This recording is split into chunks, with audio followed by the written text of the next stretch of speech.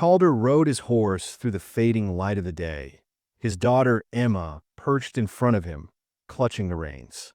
They had just finished a long day of work on the ranch, the prairie stretching endlessly around them. The wind had picked up, and the first stars of the evening blinked faintly in the darkening sky.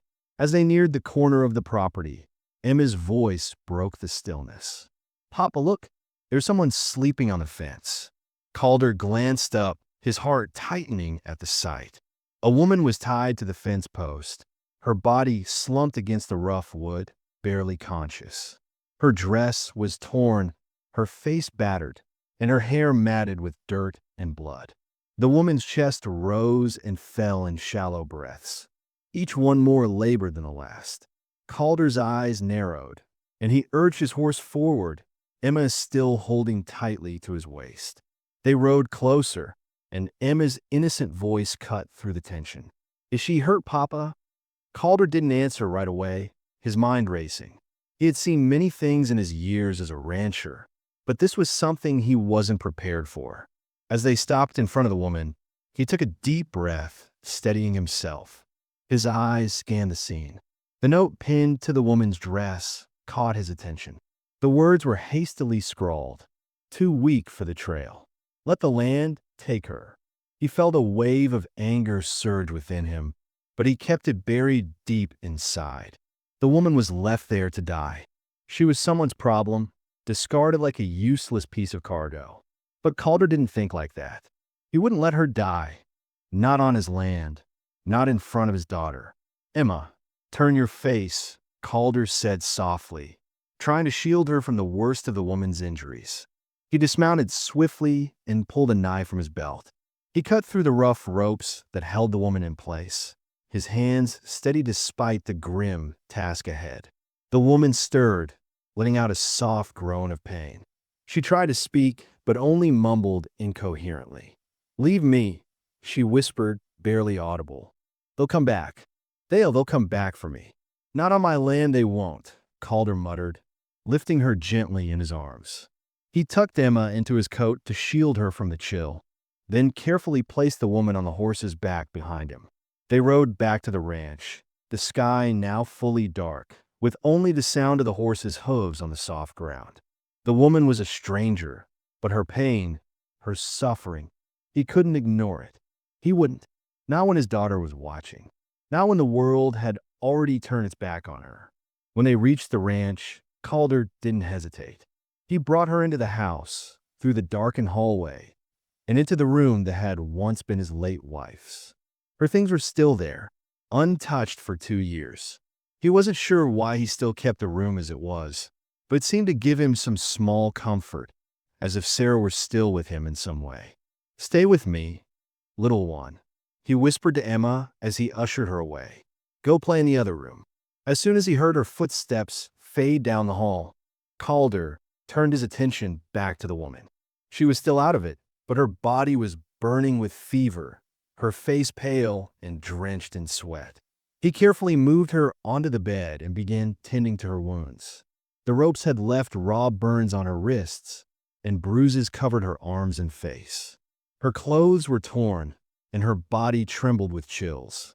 Calder worked quickly, his hands firm yet gentle as he cleaned her cuts and wrapped them with cloth. The woman's eyes flickered open, and she gasped for breath, her body jerking as if she were trying to fight off something in her dreams. "You can't keep me. They'll burn your house down. Kill your child." Calder's calm voice cut through her panic. "Then I'll be ready for them." The woman's eyes darted to him, confusion and fear filling them. "Who are you?" she asked weakly. "My name's Calder," he said softly. "You're safe here for now." She tried to push him away, but her strength failed her, and she collapsed back onto the bed. As he worked to cool her fever with damp cloths, Emma's soft voice called from the hallway. "Papa, is she going to be okay?" "She will be, Emma," Calder replied, though he wasn't sure. "She just needs rest." But as the hours passed and the woman's fever showed no signs of breaking, Calder's concern grew. Would she survive the night? He didn't know, but he wouldn't let her die alone, not while he still had breath in his body. As the night deepened, The woman's breathing became more erratic. Her nightmares, muffled but unsettling, started to slip through the cracks of her delirium. Keep walking. No water until dawn.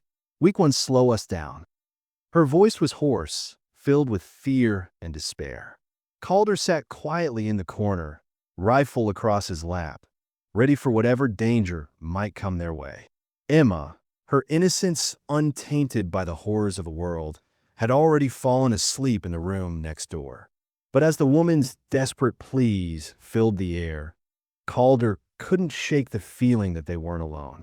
The quiet of the night was about to be shattered. 3 days had passed since Grace had been rescued, and she was strong enough to speak clearly now, though her body was still weak from the ordeal. Emma had spent the days tending to her, bringing her soup and offering what little comfort a child could provide.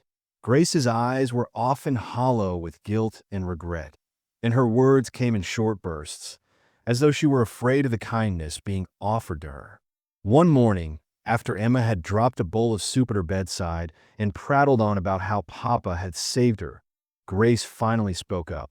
"He shouldn't have," she whispered, her voice filled with despair. "I only bring death." Calder, who had been sitting quietly in the corner, overheard her words. He stood up and walked toward the bed, a mixture of confusion and concern crossing his face. "You bring death?" he asked gently. "What do you mean by that?" Grace's hands trembled as she gripped the edge of the blanket. Her eyes glazed over as she began to speak, her voice distant, as though she were trying to recall memories buried deep in her mind. "I was on a wagon train," she began, her words shaky but steadying as she spoke. "We were headed to Oregon Territory, but things went wrong from the start. My husband died of cholera early on, and the journey became too much for me. The wagon master, he wanted me to earn my keep, but I refused." She paused, her face twisted with the memory. "He wanted things I couldn't give. When I refused, he accused me of stealing. He claimed I took $200 from him, but I didn't." Grace's voice broke as the emotions overwhelmed her. "He didn't care. The other travelers didn't care. They voted to abandon me. They tied me to a fence like an animal, left me for dead, and rode off without a second thought." Calder stood frozen, his hands clenched into fists. The anger rose inside him, but he didn't let it show. Instead, he stepped closer to the bed and took a seat beside her. "You're not weak, Grace," he said softly. "Being outnumbered isn't weakness. It's math." Grace looked at him, her eyes filled with shame. "They were right," she murmured. "I am weak. I couldn't fight them all." Calder shook his head. "What they did to you is wrong, Grace. They're the ones who are weak. Weak in their hearts. Not you." He didn't know why he said it, but something in him needed her to believe it. The past 3 days, as he worked to care for her, to keep her safe, he had seen a woman who was far from weak. She had fought to survive, to make it through the darkest moments of her life. And now, she was here, alive. Grace met his gaze, but her face was still clouded with guilt. "I failed," she whispered. "I couldn't protect myself, and I couldn't protect anyone else. I just kept walking until I couldn't anymore. I thought I'd die on that fence." Calder sat beside her in silence, not knowing what else to say. He could feel her pain, but there was no way to fix it. Not yet. Not with words. For a long moment, they simply sat together in the quiet, the weight of her story settling between them. Emma's voice suddenly broke through the tension. "Papa, can I take the sad lady some more soup?" she asked, standing at the door with a concerned look on her face. Calder turned to her with a smile, trying to push aside the heaviness of the conversation. "Yes, sweetheart. Go ahead," he said softly, his voice gentle. As Emma stepped inside with the soup, Grace's face softened for the first time in days. The little girl was so full of compassion, so willing to help without fear or hesitation. Grace took the bowl from Emma with trembling hands. "Thank you," she whispered, her voice breaking. "You don't have to thank me," Emma replied innocently. "You're my friend now. Papa says friends help each other." Calder watched the exchange, a lump forming in his throat. He had never seen Emma so eager to help someone in need. The warmth in the room was palpable, and for a moment, Calder allowed himself to believe that things might be okay after all. But even as the peace settled in, Grace's struggles continued. She had accepted the help, but it wasn't enough to erase the trauma that haunted her. She flinched at every loud noise, at the sound of men's voices or horses approaching. The scars of her past were invisible, but they were there, deep within her, reminding her that she couldn't fully escape what had been done to her. Calder didn't know how to fix it. He wasn't a healer, wasn't a therapist, but he did know how to offer safety, and he was willing to give her that no matter what. One evening, as Calder and Emma were outside, Grace tried to slip away again. She didn't say anything, just packed a small bundle of belongings and crept toward the door. Calder caught her just as she was about to leave. "Where are you going, Grace?" he asked quietly, stepping into the room. Grace froze, her back to him. "I'm no good for you, Calder. You're better off without me," she said, her voice barely above a whisper. "I can't keep bringing trouble to your doorstep." To Emma's. Calder walked up to her, taking the bundle from her hands and setting it down. "You don't have to leave," he said, his voice firm but kind. "You don't have to be alone anymore." Grace's eyes filled with tears as she looked at him, her face a mixture of disbelief and pain. "But where would I go? I have no family, no money. I'm just a burden to you." Calder shook his head. "You're not a burden.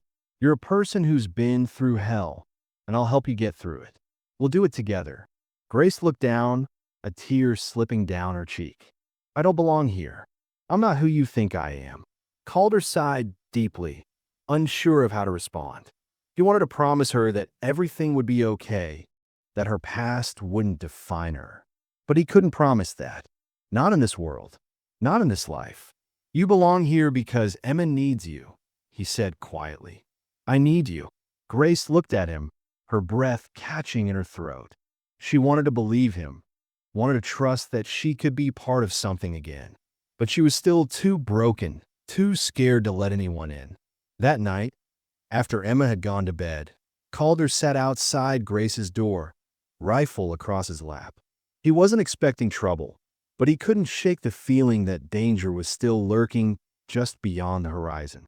The woman in the next room wasn't just someone he had rescued. She was someone who had a past that could come back to haunt them all.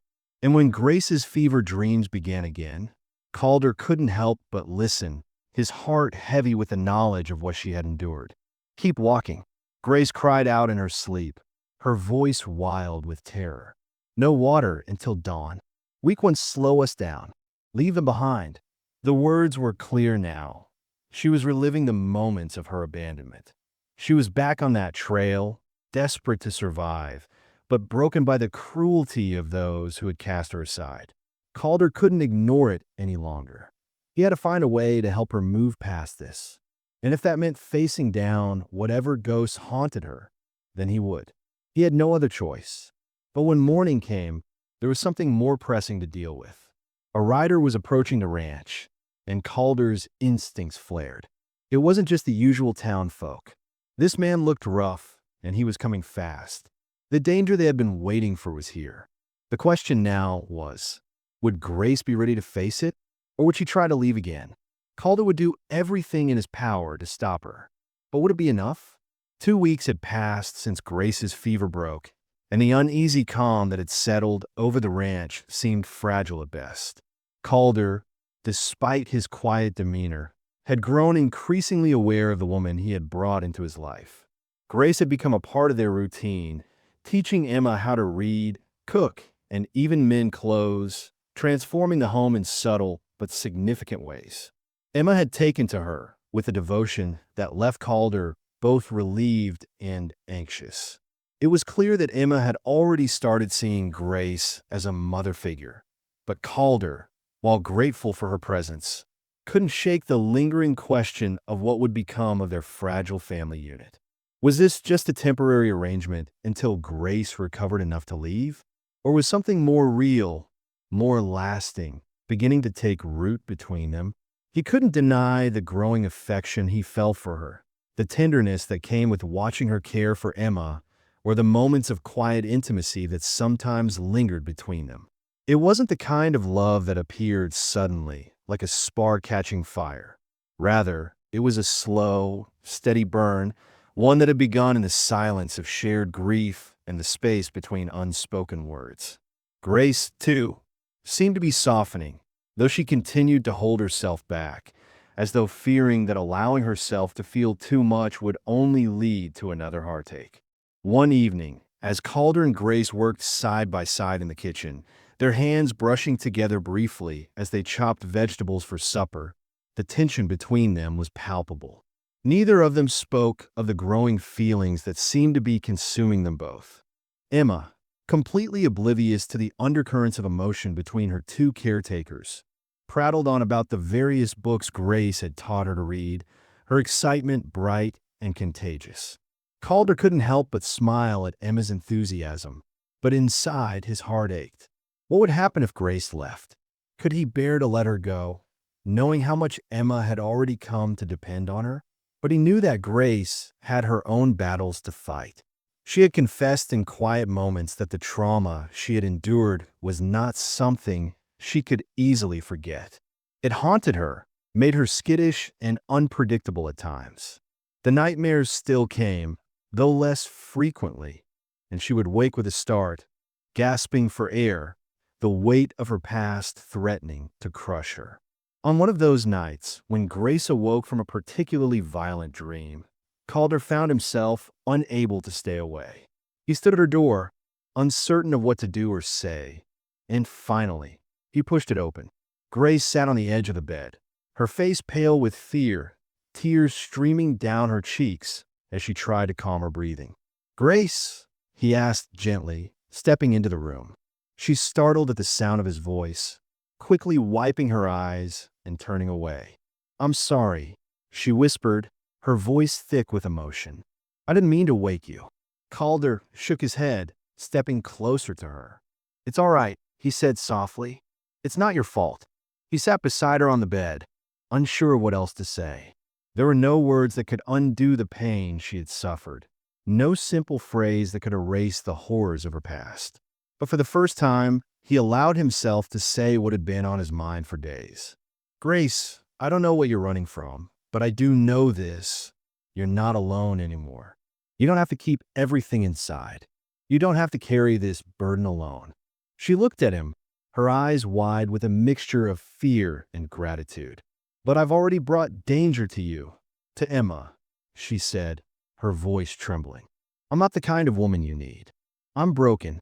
I don't know how to be what you want me to be." Calder's heart twisted at her words, but he didn't flinch. "Grace, you don't need to be anything but yourself. You're enough. You always have been." She turned her head away, her gaze distant, as though she couldn't fully accept his words. The silence between them stretched on, filled only by the sound of Emma's gentle breathing from the other room.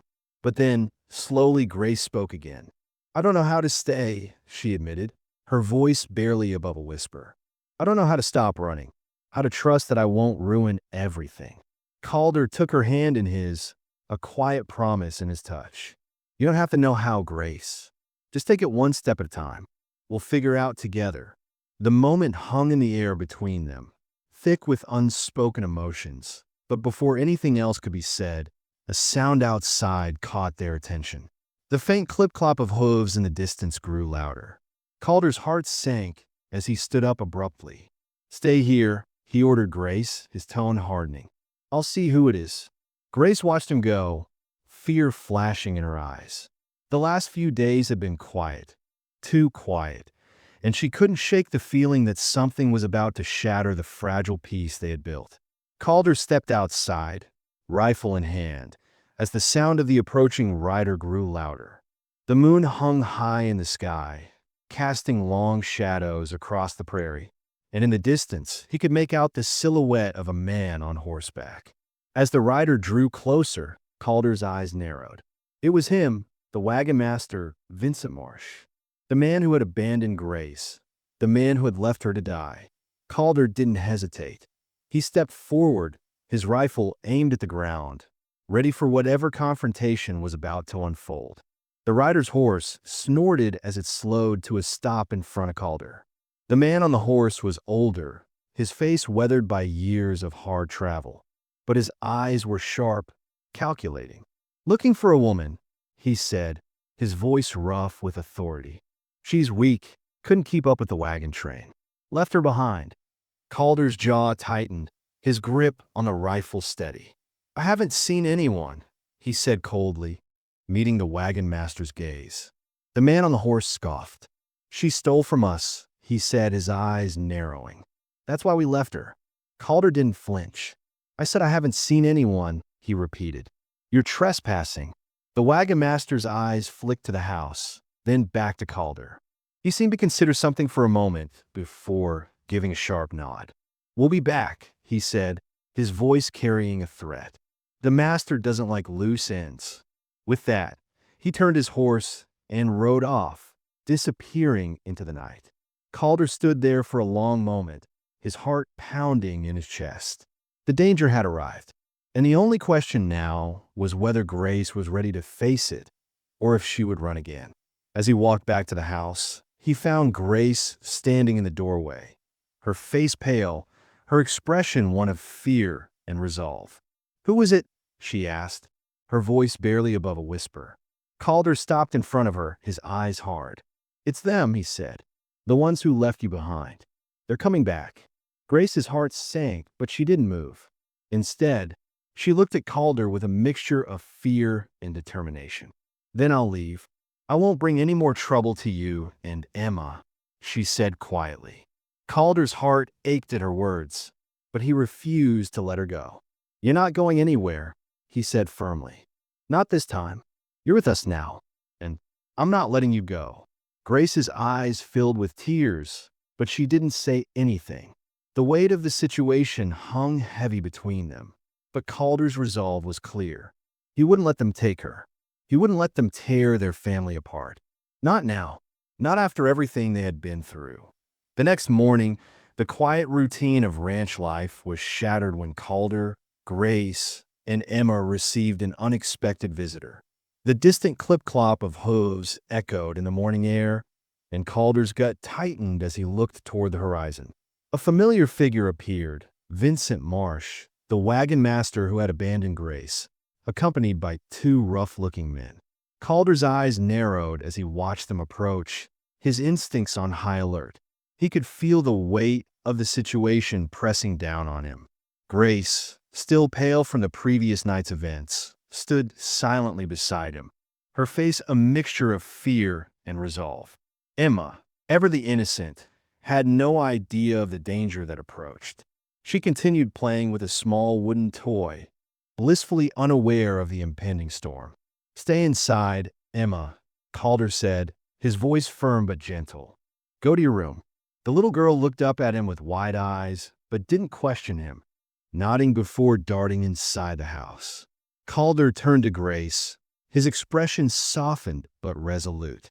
"I'll handle this," he said quietly, taking a deep breath before stepping out to meet the riders. As they came closer, Marsh raised a hand in greeting, though it lacked any warmth. "Heard you found something of ours," he said, his voice falsely friendly. "A woman named Grace. She's a thief." Calder's jaw clenched, and he stood tall, his posture unyielding. "I don't recall finding anything but my own business," he replied coldly. Marsh's eyes flickered, but he didn't back down. "She stole $200 from my wagon," he insisted, his tone sharp. "She's a criminal." Calder didn't flinch. "You have proof?" he asked. "Because I haven't seen any evidence to support your claims." Marsh sneered, clearly irritated. "I have 30 witnesses. The whole wagon train saw her with the money," he said, a cruel glint in his eye. "And now she's hiding out here, trying to escape the law." Calder's mind raced, but he didn't allow his emotions to show. He met Marsh's gaze with icy calm. "You don't have any proof, do you?" he said, his voice firm. "Until you bring me that proof, I suggest you leave my land." Marsh glared at him, the tension between them thickening. One of his men stepped forward, his hand resting on the hilt of his knife, but Calder didn't flinch. He had lived with danger long enough to know that sometimes a steady hand and a calm voice were all it took to stand your ground. Marsh's gaze flickered to Grace, who had stepped onto the porch, standing protectively behind Calder. Emma, curious about the commotion, peeked out from the doorway, her innocent gaze fixed on the scene unfolding in front of her. Marsh's eyes lingered on Grace for a moment, his lip curling into a sneer. "She's not worth the trouble, Mr. Northwood," he spat. "She's a thief and a liar, and you're harboring her." Calder stepped forward, blocking Grace from Marsh's view. "She's my wife," he said, his voice low and dangerous. "And if you don't leave now, I'll have no choice but to treat you as trespassers." Marsh's face reddened with fury, but he knew better than to press further. He exchanged a glance with his men before turning his horse around. "This isn't over, Northwood," he called out. "We'll be back with the sheriff." As Marsh and his men rode off, Calder stood still, watching them disappear into the distance. His mind was already turning, already plotting the next steps. He couldn't afford to let them get away with this. Grace was not only under threat from her past, but now from these men who would stop at nothing to destroy her reputation and her future. Grace, standing just behind him, was trembling, her hands clutched tightly at her sides. "You shouldn't have done that," she whispered, her voice breaking. "You put yourself and Emma in danger." Calder turned to her, his expression softening. "You don't understand," he said quietly. "You're my responsibility now. Emma's too, and I'm not going to let anyone hurt either of you." Grace looked at him, her eyes filled with a mix of gratitude and fear. She had never known anyone to stand up for her like this. She had never known kindness without strings attached, and it terrified her. But deep down, she knew Calder was right. She wasn't alone anymore. She didn't have to carry the weight of the world on her shoulders. Not while he was there. The next day, Calder took Grace to town to see a judge. He had already made up his mind. If Marsh wanted to accuse Grace of theft, then they would need to make this official. A marriage certificate would protect her, would protect them all. The ride to town was quiet, with only the sound of the horses' hooves against the dirt road. Grace sat beside him, her face pale, her hands folded tightly in her lap. Calder could sense her anxiety, but he didn't say anything. He didn't need to. The two of them had come to understand each other without words over the past few weeks. The town was a small, dusty place, and as soon as they entered, the eyes of the townsfolk turned on them. Whispers followed them as they made their way to the courthouse, but Calder didn't let it bother him. He wasn't here for approval. He was here for Grace, and he would do whatever it took to protect her. Inside the courthouse, Calder spoke with a circuit judge who was an old friend of his. The judge was surprised, but not unkind, when Calder explained the situation. "This about wagon train gossip?" the judge asked, raising an eyebrow. "No," Calder replied firmly. "This is about doing right by someone who deserves it." The judge nodded, his expression growing more serious. "If you're sure, then I'll perform the ceremony. But you should know that this isn't something to take lightly. A marriage is a legal bond, and it's not something you can undo easily." Calder glanced at Grace, his heart steady, but his thoughts racing. He knew what he was doing, and he was prepared to stand by it. The ceremony was brief, simple. There were no grand declarations, no guests, just the two of them standing in front of the judge, exchanging vows that felt both surreal and deeply real at the same time. When they were done, the judge handed Calder the marriage certificate, and the weight of it settled on his shoulders. This wasn't just a legal document. It was a commitment to Grace, to Emma, to this family they were slowly building together. As they left the courthouse, Calder offered his arm to Grace. She hesitated for a moment before taking it, her fingers trembling as they made contact. The town watched them as they walked through the streets, the whispers growing louder, but Calder didn't care. They were together now, and nothing else mattered. That evening, back at the ranch, the reality of what had just happened began to sink in. Calder knew that they weren't safe yet. Marsh and his men would return with the sheriff, and they would fight to have Grace's past criminalized. But Calder wasn't backing down. Not now, not after everything they had been through. That night, as Grace and Calder sat down for a quiet dinner with Emma, the weight of their new reality pressed down on them. Grace's eyes were filled with fear, but also something new, hope. She didn't know what the future held, but for the first time, she allowed herself to believe that maybe, just maybe, it would be different. As they ate together, Emma chattered on about the books Grace had taught her to read, and for the first time since they had met, Calder felt a sense of peace. The battle wasn't over, but for the first time, he felt like they were on the winning side.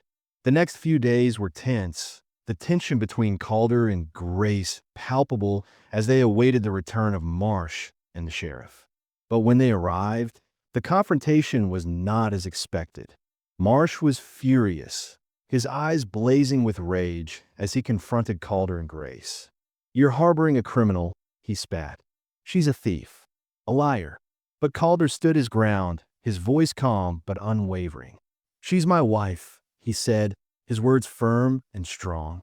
The sheriff, who had accompanied Marsh, looked at the marriage certificate with a raised eyebrow. "This is legal," he said, his tone neutral.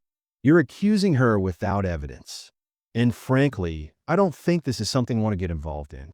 Marsh fumed, his face reddening with anger. "You're siding with her?" he snarled. The sheriff nodded slowly. "There's no proof of any crime here, and I don't have time for your vendetta." In the end, Marsh and his men were forced to leave, defeated and humiliated. Grace was free, and Calder, though he had known it all along, finally allowed himself to breathe a sigh of relief. They had won, but the victory was sweeter because it was not just about protecting Grace. It was about building a future together, a future where family meant something more than just blood. It meant trust, it meant love, and it meant the freedom to choose a new life, no matter what had come before. The days that followed the sheriff's visit felt like a fragile, hopeful new beginning, but the peace was fleeting. Grace had begun to settle into her new role on the ranch, her bond with Emma growing deeper with every passing day, while Calder quietly watched the transformation unfold. Emma had taken to calling her Mama Grace more and more, a simple phrase that carried so much weight for both of them. Calder could see the change in Grace's eyes as she gazed at his daughter, a subtle shift from guarded uncertainty to something softer, warmer. She was no longer just a survivor. She was becoming part of their family, and that was both a comfort and a complication. The more she allowed herself to belong, the more Calder's heart grew conflicted. He had come to care for her deeply, in ways he hadn't expected. It wasn't just the practical things. Grace's quiet patience with Emma, her skill in running the house, her way of bringing lightness back into the home that had been shrouded in grief for 2 years.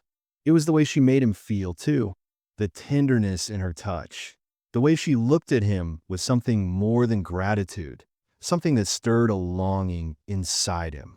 But they were still walking on a fine line, both afraid of what crossing it might mean. Grace, in particular, seemed torn. She had so much fear of becoming too attached, too dependent on him. She kept reminding herself that this was just temporary, that her past would always be lurking around the corner, threatening to tear apart the fragile peace they had built. Calder didn't press her, though the desire to take their relationship further was becoming impossible to ignore.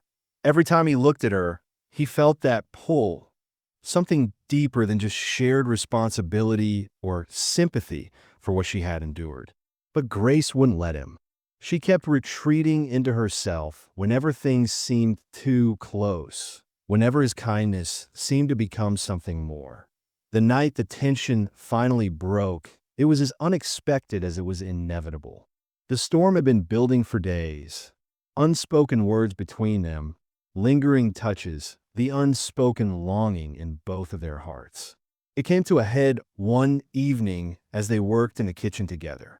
Calder was chopping vegetables, and Grace was beside him, kneading dough. The soft murmur of Emma's voice could be heard from the other room, her laughter ringing through the house. But despite the domestic tranquility, There was a heaviness in the air. Grace's fingers trembled slightly as she worked, her thoughts distant. Calder noticed. "Grace," he said quietly, setting down the knife and turning to face her. "What's wrong?" She didn't answer right away, but her eyes flickered to him for a moment before she turned her gaze back to the dough, her hands moving mechanically. "I don't belong here, Calder," she finally said, her voice tight, as though she were forcing the words out. "You've been kind to me, but this is too much. I'm not the woman you think I am. I don't know how to fit in this world you've built." Calder's heart twisted at her words. He walked toward her, slowly, carefully, as if afraid to break the delicate tension between them. "Grace, you don't have to be perfect," he said, his voice softer now. "You don't have to be anything but who you are. I never expected you to be someone else. I just need you here." She shook her head, a bitter laugh escaping her lips. "You don't understand," she whispered, tears welling in her eyes. "I've been broken for so long. I don't know how to put myself back together. I don't know if I even want it anymore. I just keep running, try to escape, and now I'm scared to stop." The vulnerability in her voice, the raw emotion, hit Calder harder than he expected. He reached out, his hand gently cupping her cheek. "You don't have to run anymore," he said quietly. "You don't have to be afraid." But Grace pulled away, her eyes wild with emotion. "You don't understand," she said, her voice breaking. "I'm damaged, Calder. I've been damaged for so long that I don't know how to fix myself. And if I stay here, I'll only ruin you. I'll ruin Emma. I'll ruin everything." Calder felt his heart race as he stepped closer, his hand now resting on her arm. "You don't get it, do you?" he said, his voice rough with emotion. "I'm not saving you. You're not some charity case, Grace. I'm not doing this because I pity you. I'm doing this because I want you here. Because I love you." The words hung in the air between them, and for a moment, neither of them moved. Grace's breath caught in her throat, her eyes wide with shock. "You what?" she whispered. "I love you," Calder repeated, the words feeling both foreign and completely right as they left his lips. "I love you, Grace, and I don't care about your past. I care about who you are now, who you are with me and Emma. I care about the woman you become." Grace stood frozen, her mind reeling. She had never let herself believe that someone could love her again, not after everything that had happened. She had convinced herself that love was a luxury she didn't deserve, something that only the lucky ones got to experience. But now, here it was standing in front of her, raw and real. She didn't know how to respond. Her heart screamed with the desire to reach out, to let herself feel, but her fear held her back. The words came out in a whisper. "I can't, Calder. I can't love you. I can't let myself." Calder stepped forward, closing the distance between them. "Then don't love me, Grace," he said softly. "Just stay. Stay for Emma. Stay for me. We don't need to have it all figured out right now. Just stay." Grace's eyes filled with tears as she met his gaze, the weight of his words sinking deep into her soul. She couldn't bring herself to say the words, couldn't bring herself to make a promise she wasn't sure she could keep. But she did something she hadn't done in a long time. She leaned into him, her head resting against his chest, her body trembling with the emotion she had been holding in for so long. Calder wrapped his arms around her, holding her tightly as she sobbed softly against him. For a long time, neither of them spoke. But in that moment, words weren't needed. They understood each other without them. But as they stood there, holding each other in the quiet of the night, there was a knock at the door. It was a sharp, insistent sound that interrupted the fragile peace between them. Calder pulled away reluctantly, his instincts immediately on edge. "Stay here," he said to Grace, his voice urgent. "Lock the door behind me. I'll be right back." Grace nodded, wiping her tears, and watched him leave the room. She could hear Calder's voice from the other side of the door, low and controlled. "What do you want?" he asked. Grace strained to hear, but she couldn't make out the reply. The door creaked open, and Calder stepped back inside, his expression tense. "We need to talk," he said quietly. Grace's heart skipped a beat. "About what?" she asked, her voice thick with anxiety. Calder didn't answer right away, his eyes flicking to the window before he spoke again. Marsh is back, and this time he's got the law with him. The ground seemed to shift beneath Grace's feet. The quiet peace they had worked so hard to build was shattering before her eyes. She had hoped that the past was finally behind them, but it seemed that the ghosts of her past weren't ready to let her go just yet. The knock at the door echoed in the stillness of the house, and the weight of it pressed heavily on Grace's chest. Calder's expression was hard as he stepped away from her, his movements tense. "Stay inside, Grace," he said firmly, as if there were no question about it. "I'll handle this." She nodded, her hands trembling as she sat on the edge of the bed.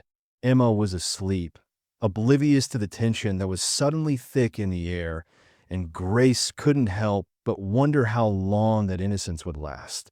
She could hear muffled voices from the other side of the door, but she couldn't make out the words. Her heart raced as she sat in the dim light, wondering if this was the moment that would end everything they had started to build. Calder's voice, calm but with an edge of anger, reached her ears. "What do you want?" he asked. There was a pause before the answer came, too faint for Grace to hear clearly.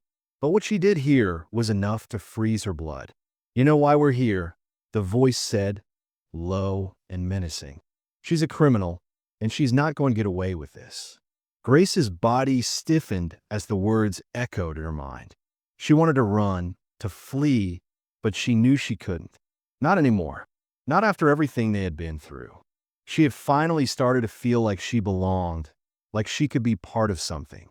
Calder's steps were heavy as he returned to the room, his face taut with tension. "It's them," he said quietly, his voice strained with barely contained rage. "Marsh and his men are back, and they're demanding you come with them. They got the sheriff with them this time, Grace." Grace's breath hitched. She didn't know how much more she could take. The fear that had been gnawing at her ever since she had been left on that fence came rushing back. What if they took her? What if they dragged her through the mud again, ruined everything she had come to care about? She glanced at Calder, who was standing in front of her, his jaw clenched. She could see the fierce determination in his eyes, and for the first time since she had arrived at his ranch, she felt a flicker of hope deep within her. "I can't go back to that life," Grace said, her voice trembling. "I can't let them take me again. I'm not strong enough."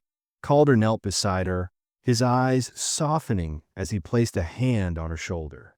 "You don't have to go anywhere, Grace," he said, his voice steady. "Not as long as I'm here. They'll have to go through me first." Grace swallowed hard, her throat tight with emotion. She wanted to believe him, wanted to feel the strength in his words, but the fear that gripped her heart was hard to ignore. "What if they take you too?" she asked, her voice breaking. "What if they hurt Emma?" Calder's gaze darkened as he stood up, his fists clenched at his sides. "They won't touch my daughter," he said, his voice low but resolute. "And they won't take you. Not if I can help it." The door opened, and a figure stepped into the room, one of Marsh's men. He was tall, broad-shouldered, and had a hard look in his eyes. He stood there for a moment, taking in the scene before him, his gaze flicking to Grace and then back to Calder. "You're making a mistake, Northwood," he said, his voice gruff. "She's a thief, and the law says she has to be held accountable. You're harboring a criminal, and that's a crime in itself." Calder's jaw tightened, his eyes narrowing. "This is my land," he said firmly, "and on my land, we don't punish people without proof. You can tell Marsh that if he wants her, he's going to have to bring something more than words." The man sneered, stepping closer, but Calder's stance didn't waver. "You're playing a dangerous game, Northwood," he warned. "The master doesn't like loose ends." Calder's eyes flashed with anger, but he stood his ground. "Then tell him to come and get her. If he thinks he can walk over me, he's got another thing coming." The man stared at him for a long moment, sizing him up before he turned and left without another word. Grace's breath came in shallow gasps as she looked up at Calder, her eyes filled with both fear and disbelief. "You're really going to stand up to them?" she asked, her voice soft. "Even after everything they've done?" Calder nodded, his expression hardening. Yes, they're not getting away with this, Grace. Not this time. Not while you're under my roof. He took her hand, his grip firm and reassuring. We're in this together. Grace's heart ached with a mix of relief and dread. She knew Calder wasn't just talking about the present danger. He was talking about something more, something deeper. She had never known someone who was willing to fight for her like this. She had never known a man who could look at her, broken and scarred as she was, and still see her as worthy of his protection. And in that moment, something inside her shifted. She had been running from her past for so long, hiding from the shame and guilt that clung to her. But now, she realized that she didn't have to run anymore. She wasn't alone. She had a family, and she wasn't going to let that slip away. The next few hours passed in a blur. Grace and Calder prepared for the worst, making sure everything was secure, while Emma remained oblivious to the storm that was gathering around them. Grace's thoughts were jumbled, her emotions a whirlwind, but through it all, one thing became clear to her. This was her home. These people, Calder and Emma, had become her family, and she wasn't going to let anyone tear that apart. When Marsh and his men returned with the sheriff, it was clear that they had come prepared for a fight. They rode up to the house with a sense of entitlement, as though they had already won. But Calder wasn't backing down. He met them outside, rifle in hand, his posture unyielding. "You've got no proof," Calder said, his voice cold. "And you've got no right to be here. If you want Grace, you're going to have to go through me." Marsh sneered, his eyes flashing with malice. "I warned you, Northwood," he said, his voice low. "You're making a mistake." But Calder didn't flinch. He stood tall, his gaze steady. "I'm not afraid of you, Marsh," he said firmly.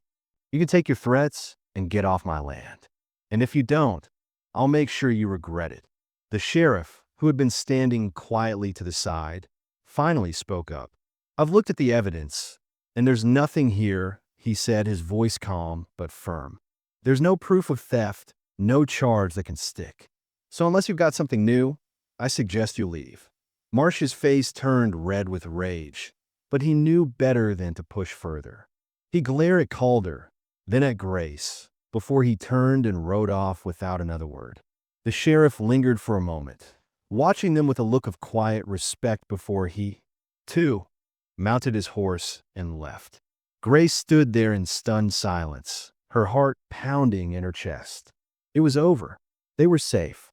For the first time in what felt like forever, she let herself breathe. And as she turned to Calder, who was watching her with a mixture of relief and something more, she finally allowed herself to believe that maybe, just maybe, this could be real. Maybe she could have a future here. Calder stepped toward her, his hand reaching for hers. "You're safe now," he said, his voice low and reassuring. "And you're not going anywhere." Grace looked up at him, her heart swelling with emotion. She had never known a love like this, never known a man who would fight so fiercely for her. And as she took his hand, she realized that this was the beginning of something new, a beginning where she wasn't running anymore, a beginning where love wasn't just something to survive, but something to live for.